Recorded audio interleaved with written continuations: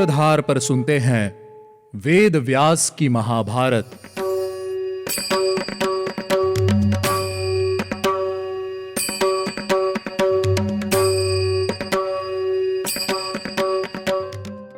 आप सुन रहे हैं सूत्रधार प्रस्तुति व्यास जी द्वारा रचित महाभारत और मैं हूं आपके साथ आपकी सूत्रधार मान्या शर्मा। चलिए शुरुआत करते हैं हमारे आज के एपिसोड की। आज के इस एपिसोड में हम जानेंगे कि ऋषि श्रृंगी के पिता ऋषि शमिक अपने बेटे के द्वारा दिए गए शाप के बारे में जानकर क्या कहेंगे और क्या करेंगे। एपिसोड शुरू करने से पहले चलिए लेते हैं एक छोटा सा रिकैप।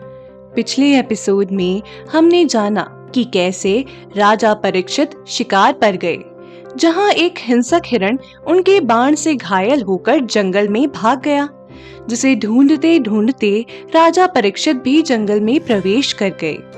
बहुत देर तक ढूंढने के बाद भी जब राजा को अपना शिकार नहीं मिला, उसी समय जंगल में राजा को ऋषि शमिक का आश्रम दिखा।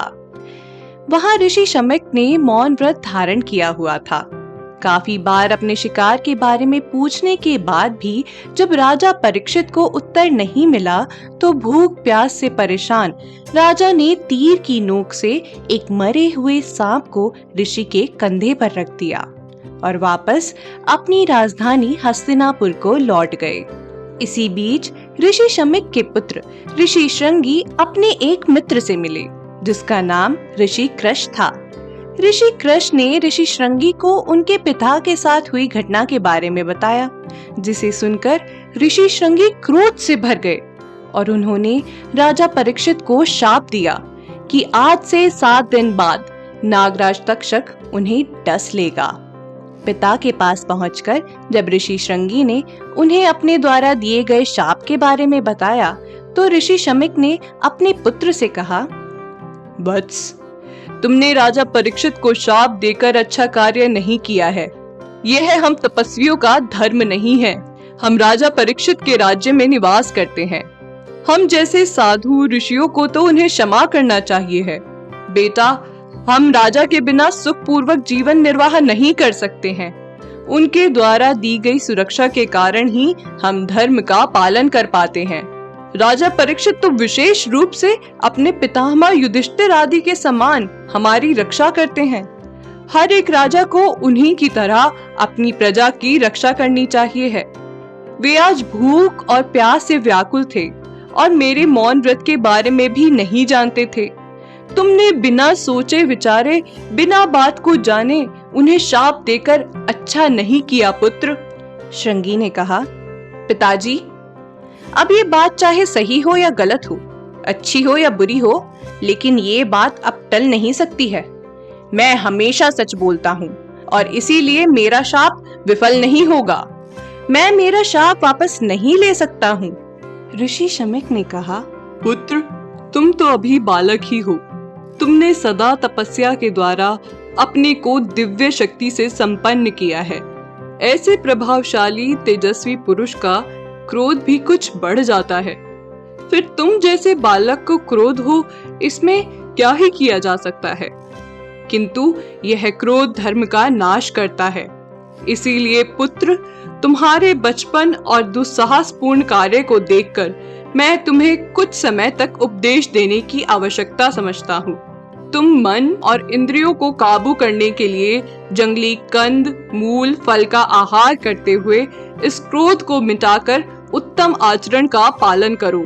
ऐसा करने से तुम्हारे धर्म की हानि नहीं होगी। जिन पुरुषों में क्षमा करने की शक्ति है, उन्हीं के लिए यह लोक और परलोक दोनों कल्याणकारक है। इसीलिए तुम सदा इंद्रियों को वश में रखते हुए क्षमाशील बनो। क्षमा से ही तुम स्वर्ग लोक को जा सकते हो। तात, मैं तो शांति धारण करके अब जो कुछ किया जा सकता है वह करूंगा। राजा के पास यह संदेश भेज दूंगा कि राजन, तुम्हारे द्वारा किया गया मेरा तिरस्कार मेरे पुत्र से सहा नहीं गया और मेरे मूर्ख पुत्र ने तुम्हें शाप दे दिया है। इसके बाद ऋषि शमिक ने अपने शिष्य गोरमुख को आदेश दिया कि वो राजा परीक्षित को उनका समाचार दे आए। गुरु की आज्ञा पाकर गोरमुख राजा परीक्षित के पास गए। महाराज परीक्षित ने उनका सम्मान सत्कार किया, जिसके बाद गोरमुख ने सभी मंत्रियों के सामने राजा परीक्षित को शमीक ऋषि के पुत्र से मिले शाप के बारे में बताया और साथ ही साथ ये भी बताया कि ये शाप किसी भी तरह से टल नहीं सकता है, लेकिन फिर भी राजा अपनी सुरक्षा का प्रबंध कर ले। जंगल में उन्होंने जिन ऋषि के कंधे पर सांप रखा था, उन्हीं के पुत्र ने क्रोध में आकर उन्हें ये शाप दिया है। गोरमुख की बात सुनकर राजा परीक्षित को बहुत दुख हुआ और राजा मन ही मन पश्चाताप की अग्नि में जलने लगे। राजा परीक्षित को अपनी मृत्यु का दुख नहीं था, उन्हें दुख इस बात का था कि ऋषि शमीक ने मौन व्रत धारण किया हुआ था और राजा परीक्षित ने उनके साथ ऐसा दुर्व्यवहार किया। शमीक ऋषि के शिष्य गोरमुख ने राजा से विदा ली और चले गए। इसके बाद सभी मंत्रियों ने सलाह करके एक ऊंचा महल बनवाया, जिसमें सिर्फ एक ही खंबा लगा हुआ था। ये महल हर तरह से सुरक्षित था। इस महल में राजा की सुरक्षा बढ़ा दी गई थी। उनके लिए तरह तरह की औषधियों को भी जुटा लिया गया था। राजा परीक्षित इसी महल में रहकर राज्य का सारा काम संभाला करते थे। 7वां दिन आने पर मंत्र शास्त्र के ज्ञाता काश्यप जी राजा की चिकित्सा के लिए आ रहे थे। उन्होंने ये सुन रखा था कि आज के दिन नागराज तक्षक राजा परीक्षित को डसने वाला है और उनके जीवन का अंत करने वाला है। उन्होंने सोचा कि नागराज के डसे हुए राजा परीक्षित को मैं जीवित कर दूंगा और बदले में धन पालूंगा, और साथ ही साथ राजा को जीवित करना धर्म भी होगा। ऐसा विचार करके काश्यप जी हस्तिनापुर की ओर चलने लगे। मार्ग में नागराज तक्षक ने काश्यप जी को हस्तिनापुर की ओर जाते हुए देखा। वे पूरा ध्यान लगाकर चलते जा रहे थे। तब नागराज तक्षक ने एक बूढ़े ब्राह्मण का वेश धारण किया और उनके पास जाकर उनसे पूछा, आप इतनी जल्दी में कहाँ जा रहे हैं? किस कार्य को पूरा करने के लिए जा रहे हैं? काश्यप जी ने उत्तर देते हुए कहा, मैं राजा परीक्षित को पुनः जीवित करने जा रहा हूँ। आज नागराज तक्षक उन्हें डसने वाला है। ब्राह्मण की ऐसी बात सुनकर तक्षक ने कहा, ब्राह्मण, मैं ही नागराज तक्षक हूँ। आज मैं राजा परीक्षित को अपने विष से भस्म कर डालूंगा। आप वापस लौट जाइए, उसकी रक्षा आप नहीं कर सकते हैं। तक्षक का उत्तर देते हुए काश्यप जी ने कहा, मैं तुम्हारे डसे हुए राजा को पुनर्जीवित करने की विद्या जानता हूँ। अब नागराज तक्षक सोच में पड़ गया कि क्या सच में ये ब्राह्मण राजा परीक्षित को जीवित कर सकता है या ऐसे ही बातें बना रहा है? क्या सच में काश्यप जी राजा परीक्षित को पुनः जीवित कर पाएंगे? और क्या नागराज तक्षक उन्हें राजा परीक्षित के पास पहुंचने देगा? ये जानने के लिए आपको सुनना होगा हमारा अगला एपिसोड।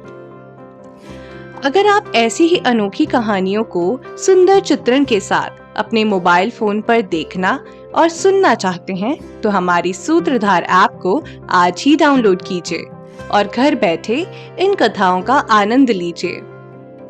अब से हम मिलेंगे हफ्ते में 2 बार, सोमवार और शुक्रवार। आप हमारे और पॉडकास्ट को भी सुन सकते हैं, जैसे कि Shri Ram Katha, mini tales in Hindi and English.